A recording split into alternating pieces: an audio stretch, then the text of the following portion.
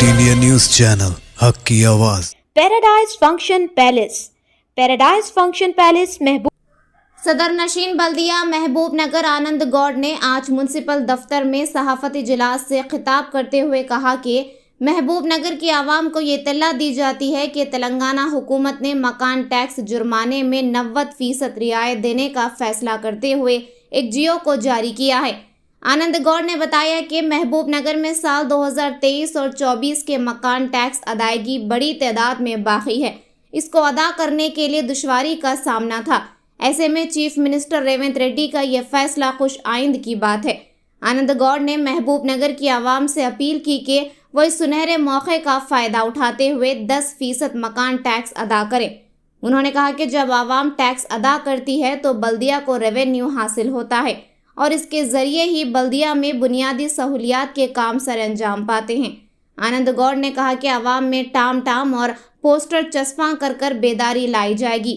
मार्च 31 tax अदा करने की आखिरी तारीख होगी।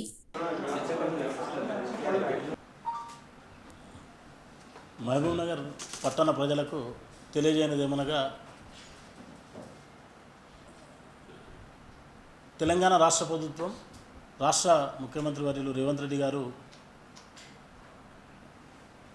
ఈ ఆస్తి పన్ను బకాయిపై 2023 వరకు ఆస్తి పన్ను బకాయిపై చాలా భారం అవుతుందని చెప్పి ఒక మంచి నిర్ణయం తీసుకోవడం జరిగింది ప్రజలపై ఉన్న ఇదితో।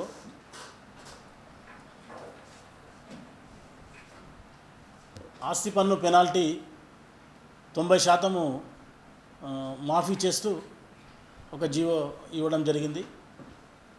అలాగే ఈ ఆస్తి పన్ను ఏదైతే ఉందో చాలా బకాయిలు కూడా 2023-24 ఈ 23 సంవత్సరం గాను చాలా బకాయిలు మహబూబ్నగర్ పట్టణంలో చాలామంది కూడా కట్టలేకపోతున్నారు। చాలా భారం అవుతుందనే ఉద్దేశంతో ఒక మంచి అవకాశం ఇచ్చి ఈ 10% ఓన్లీ చెల్లించడానికి కూడా అవకాశం ఉంది। ఈ అవకాశాన్ని అందరూ సద్వినియోగపరచుకొని ఈ ఏదైతే పెనాల్టీ ఆస్తి పన్ను చెల్లించుకొని 1 టైం సెటిల్మెంట్ కట్టి ఆస్తి పన్ను చెల్లించుకొని కూడా మహబూబ్నగర్ పట్టణంకి పట్టణ అభివృద్ధికి అందరూ దోహదపడగలరని చెప్పి కూడా నేను ప్రెస్ ముఖంగా అందరికీ తెలియజేస్తున్నాం। మేము ముఖ్యంగా ఈ బకాయిలు ఏవైతే ఆస్తి పన్నులు కడితే మన మహబూబ్నగర్ పట్టణానికి చాలా మౌలిక వసతులు ఏవైతే ఉన్నాయో అవి కూడా మనకు కలుగుతాయి। మన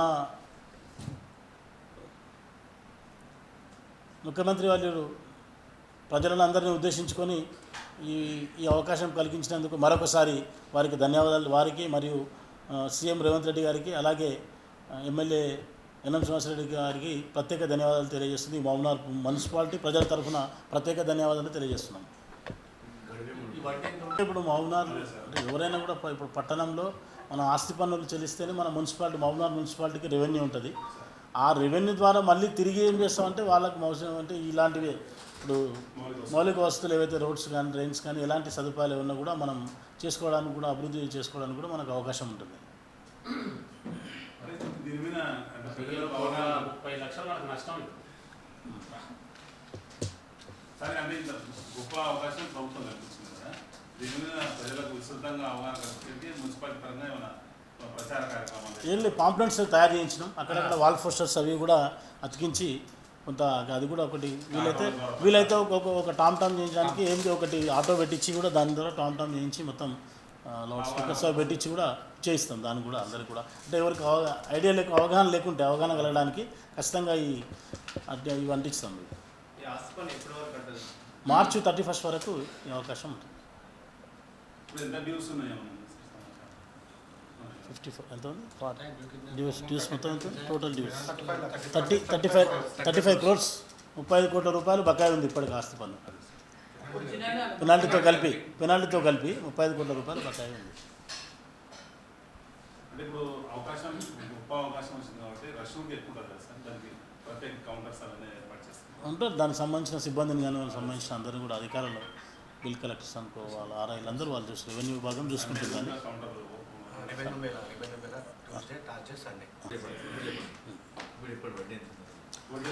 17 కోట్ల రూపాయలు వడ్డీ ఉంది ఇప్పుడు, దాన్ని 17 crores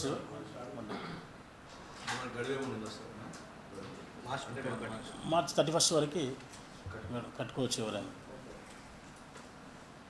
సార్ ఇప్పుడు ట్యాక్సెస్ వసూలు కాకపోవడం వాళ్ళకి ఎవరైతే పెనాల్టీతో సహా ఇప్పుడైతే వాళ్ళు చెల్లించినో వాళ్ళకి మళ్ళీ వచ్చే సంవత్సరం వాళ్ళకు మళ్ళీ కొంత మినహాయింపు ఉండడానికి కూడా ప్రభుత్వం ఆలోచన చేస్తుంది.